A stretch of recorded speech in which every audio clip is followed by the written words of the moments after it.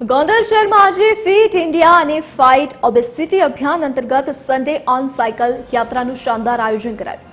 કેન્દ્રીય મંત્રી ડોક્ટર મનસુખ માંડવિયાની પ્રેરણાથી યોજાયેલી આ યાત્રાને બીએપીએસના કોઠારી સ્વામીએ પ્રસ્થાન કરાવ્યું હતું।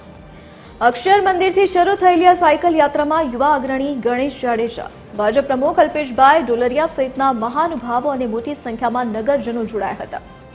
શહેરના મુખ્ય માર્ગો પર ફરેલી આ યાત્રાનો મુખ્ય ઉદ્દેશ્ય લોકોને સ્થૂળતા સામે જાગૃત કરવાનો અને સક્રિય જીવનશૈલી અપનાવવાનો હતો। ગોંડલના નાગરિકોને સાયકલિંગ દ્વારા સ્વાસ્થ્ય જાળવવાનો એક પ્રેરણાદાયક સંદેશ પૂરો પાડ્યો છે।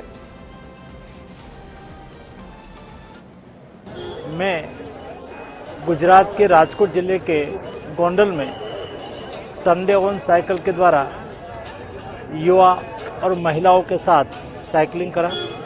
देश में 17,000 से अधिक स्थानों पर आज संडे ऑन साइकिलिंग हुआ है। संडे ऑन साइकिलिंग से फिटनेस का संदेश जाता है। साइकिलिंग बेस्ट एक्सरसाइज है। साइकिलिंग पोल्यूशन का सॉल्यूशन है। साइकिलिंग हमें बैलेंस सिखाती है। साइकिलिंग को अपनाएं और अपने स्वास्थ्य और सेहत को ठीक रखें।